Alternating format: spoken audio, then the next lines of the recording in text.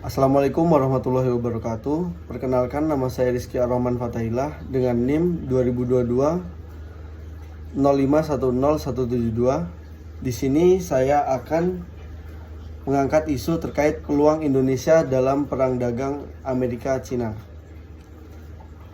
Telah kita ketahui bahwasanya perdagangan internasional telah menjadi fondasi utama pertumbuhan ekonomi global sejak abad ke-16. Ketika bangsa-bangsa mulai menjelajahi dan menjalin hubungan dagang lintas benua, dalam dunia modern kegiatan ini semakin kompleks dan saling bergantung satu sama lain. Negara-negara di dunia tidak bisa lagi hidup secara autarkis, melainkan harus saling melengkapi dan memenuhi kebutuhan barang dan jasa. Konsep keunggulan komparatif menjadi dasar utama dari perdagangan internasional. Setiap negara sebaiknya mengkhususkan diri dalam produksi barang dan jasa yang dapat dihasilkan dengan biaya relatif lebih rendah, lalu menukarnya dengan barang lain dari negara lain. Prinsip ini menciptakan efisiensi global dan mendorong pertumbuhan ekonomi. Perdagangan internasional membawa banyak manfaat. Ia memperluas pasar bagi produsen, memungkinkan konsumen menikmati variasi barang dan harga yang lebih terjangkau, serta meningkatkan produktivitas karena kompetisi yang sehat antar produsen.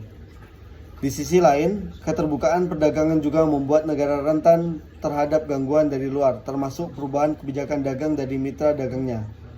Oleh karena itu, meskipun liberalisasi perdagangan sering dipromosikan oleh lembaga internasional seperti WTO, IMF dan Bank Dunia, banyak negara tetap menerapkan kebijakan proteksionis untuk melindungi kepentingan domestik. Kebijakan proteksionis ini sering menjadi titik awal dari konflik perdagangan antar negara. Ketika satu negara menaikkan tarif dan mengenakan hambatan non-tarif pada barang dari negara lain, negara yang terkena dampak mungkin akan merespon dengan kebijakan balasan yang serupa.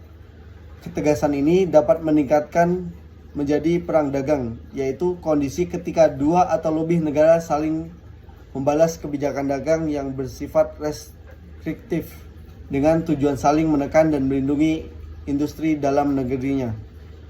Perang dagang dapat merugikan semua pihak karena menurunkan volume perdagangan, memperlambat pertumbuhan ekonomi, dan meningkatkan ketidakpastian global. Selanjutnya, fenomena perang dagang bukanlah hal baru dalam sejarah. Pada abad ke-20, terutama pada masa antara dua perang dunia, proteksionisme meningkat drastis. Undang-undang Smoot-Hawley Tariff Act yang diperlakukan oleh Amerika Serikat pada tahun 1030 menaikkan tarif impor terhadap ribuan barang yang kemudian direspon oleh negara-negara lain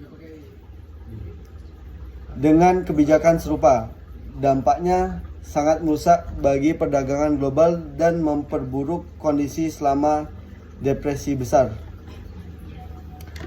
Pengalaman ini menjadi salah satu alasan didirikannya sistem Bretton Woods pasca Perang Dunia II yang kemudian melahirkan lembaga seperti IMF, Bank Dunia, GATT yang kini menjadi WTO, dengan tujuan mencegah kembali terjadinya proteksionis ekstrim. Selanjutnya, dalam dekade terakhir, perang dagang kembali menjadi isu utama dalam hubungan ekonomi internasional. Salah satu konflik yang paling menonjol adalah perang dagang antara Amerika Serikat dan Tiongkok yang dimulai pada tahun 2018. Amerika Serikat di bawah pemerintahan Presiden Donald Trump menuduh Tiongkok melakukan praktis dagang yang tidak adil seperti subsidi kepada industri dalam negeri, pencurian kekayaan intelektual, dan memanipulasi mata uang. Kemudian, Tiongkok membalas dengan mengenakan tarif terhadap produk-produk Amerika seperti kedelai, mobil, dan produk pertanian lainnya. Perang dagang Amerika Serikat dan Tiongkok menciptakan dampak global yang luas. Banyak negara yang terperangkap dalam ketidakpastian rantai pasok global, karena perusahaan multinasional harus mencari alternatif produk dan jalur logistik. Dalam konteks ini, sangat penting untuk memahami dinamika dasar dari perdagangan internasional dan bagaimana konflik seperti perang dagang dapat terjadi setelah mempengaruhi perekonomian global maupun domestik. Dalam konteks ini, sangat penting untuk memahami dinamika dasar dari perdagangan internasional dan bagaimana konflik perang dagang dapat terjadi serta mempengaruhi perekonomian global maupun domestik. Perdagangan internasional dipengaruhi oleh berbagai faktor seperti kebijakan pemerintah, kondisi pasar global, stabilitas politik, serta kesepakatan multilateral dan bilateral. Dari sudut pandang negara berkembang, perdagangan internasional merupakan alat penting untuk meningkatkan pendapatan nasional, membuka lapangan kerja, mendorong transfer teknologi. Namun, ketika negara besar terlibat dalam perang dagang, negara berkembang seringkali menjadi korban secara tidak langsung. Misalnya, jika dua negara besar memperketat ekspor komoditas tertentu, maka harga global bisa berfluktuasi, mempengaruhi ekspor negara-negara kecil yang tergantung pada komoditas tersebut.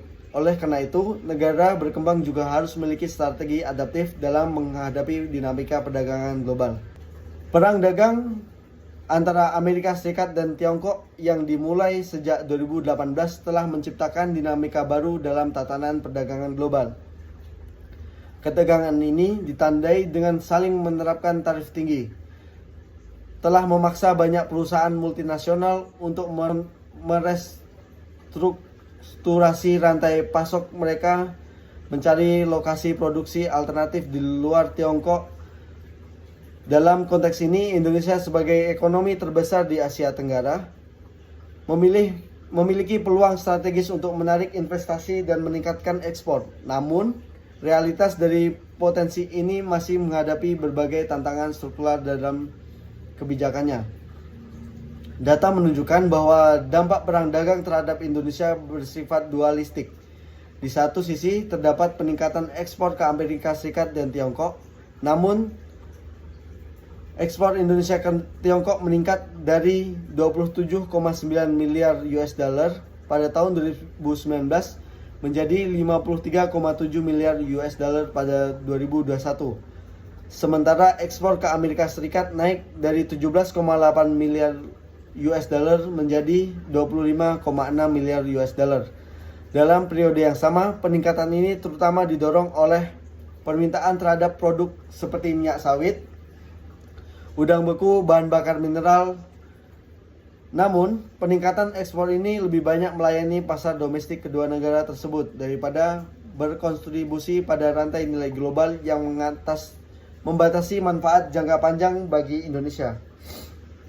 Di sisi lain, Indonesia belum sepenuhnya berhasil menarik relokasi investasi dari perusahaan-perusahaan yang ingin menghindari tarif tinggi di Tiongkok. Laporan dari South China menyebutkan bahwa Vietnam, Malaysia, Singapura, dan Filipina lebih berhasil dalam menarik investasi tersebut. Indonesia dianggap sebagai satu-satunya yang kalah di antara negara-negara ASEAN. Bagian besar disebabkan oleh birokrasi yang kompleks, infrastruktur yang kurang memadai, dan regulasi ketenagakerjaan yang kaku.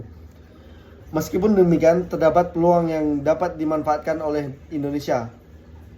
Perang dagang antara Amerika Serikat dan Tiongkok menciptakan peluang signifikan bagi negara-negara berkembang, karena produsen global perlu merelokasi fasilitas produksi mereka.